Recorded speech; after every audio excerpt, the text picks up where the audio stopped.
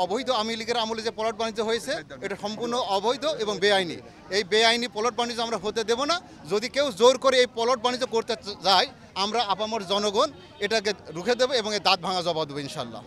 একটি IT park একটি এলাকার উন্নয়ন, একটি আইটি পার্ক একটি শহরের উন্নয়ন, একটি আইটি পার্ক একটি দেশের উন্নয়ন। সেখানে কোনো প্রকার ছাড় দেওয়া হবে না। ওই দখলদারদের স্পষ্টভাবে বলে দিতে চাই, এখানে জমি দখল করে সরকারি উন্নয়নের কাজে বাধাগ্রস্ত করতে আসলে তার দাঁত ভাঙা জবাব দেওয়া হবে।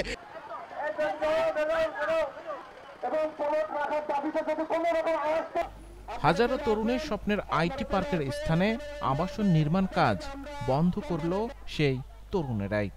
এ দৃশ্য কুষ্টিয়ার লাহিনী এলাকার। মেডিকেল কলেজ হাসপাতালের পাশেই কুষ্টিয়ায় নির্মিত হবে আইটি পার্ক। এমন পরিকল্পনা থাকলেও স্বৈরাচারী সরকারের আমলে বেআইনিভাবে আওয়ামী লীগ নেতা ও কথিত সরকারি কর্মকর্তাদের নামে বরাদ্দ দেওয়া হয় আবাসিক প্লট। 17 বছর যে স্বৈরাচারী সরকার বিভিন্ন উপায়ে ক্ষমতা দখল করেছিল, এই 17 বছর স্বৈরাচারী সরকারের আমলে দেশে কোনো নিয়ম নীতি ছিল না।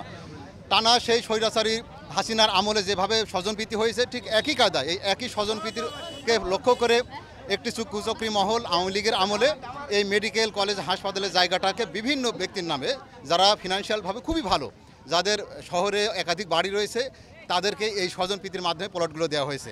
তা আমাদের এলাকাবাসী স্পষ্ট দাবি, যেহেতু এখানে একটা আইটি পার্ক ছিল, আইটি পার্কটা খুবই দরকার আমাদের কুষ্টিয়ার জন্য, যেখানে হাজার হাজার ছেলেমেয়েরা তাদের রুজির ব্যবস্থা হবে।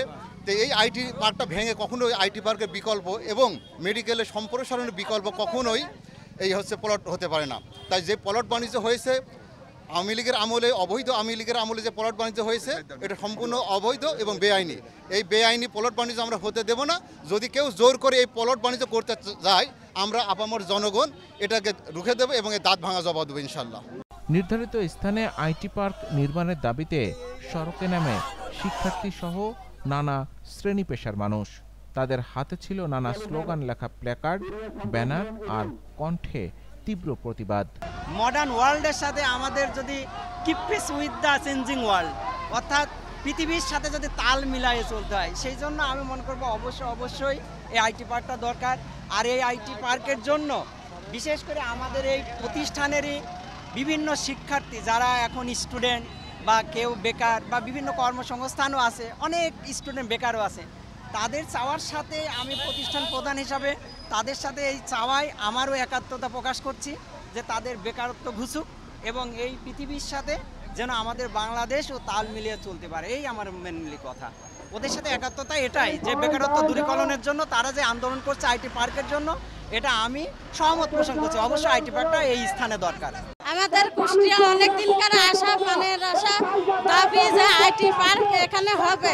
সেই আইটি পার্ক অনেক হলো লোকজন লাগাই দিয়ে ভেঙে দখল করেছে। এই দখলবাজ আমরা মুক্ত করতে চাই। আমরা কুষ্টিয়াবাসী পক্ষ থেকে আমরা আইটি পার্ক এখানে চাই। তীব্র গরম উপেক্ষা করে মানববন্ধন ও বিক্ষোভে অংশ নেয় শিশু শিক্ষার্থীরাও। তারাও তুলে ধরেন স্মার্ট বাংলাদেশ গড়তে আইটি পার্কের গুরুত্ব কতটা। আজকে আমরা মানববন্ধনে দাঁড়িয়েছি কারণ আমাদের এখানে আইটি পার্ক বানানোর কথা ছিল, কিন্তু কিছু খারাপ মানুষের ফলে এখানে আবাসিক প্রতিষ্ঠা করার কথা চলছে।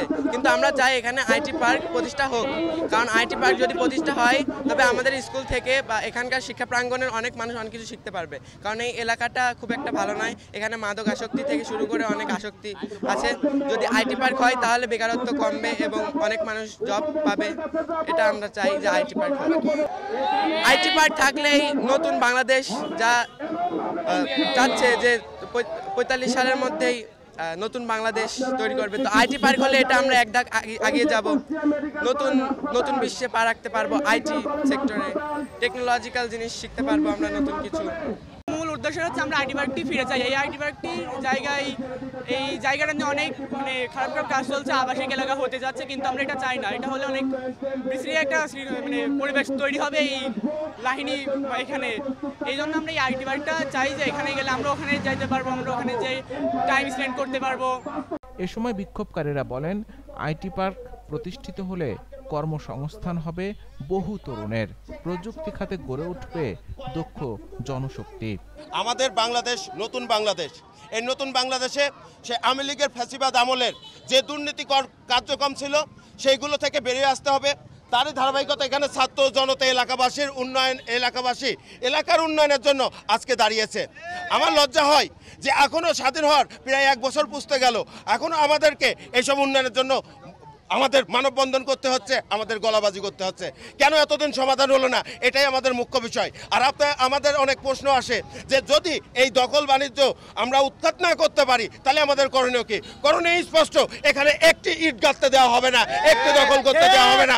এলাকাবাসীর সাথে আপনারা দেখেছেন আমার পাশের জেলা যশোরে একটি আইটি পার্ক হয়েছে, সেখানে রীতিমতন প্রথমেই 2000 লোকের কর্মসংস্থান হয়েছে, আগামীতে 1 লক্ষ মানুষের কর্মসংস্থানের হাতছানি দিচ্ছে।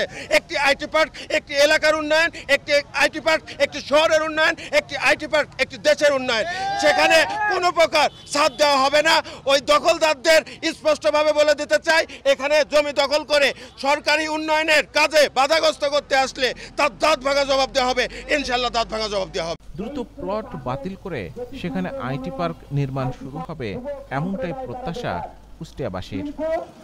এই আইটি পার্ক ছাত্রী যারা এখন বেকার, আমার বিশ্বাস সে বেকারত্ব থেকে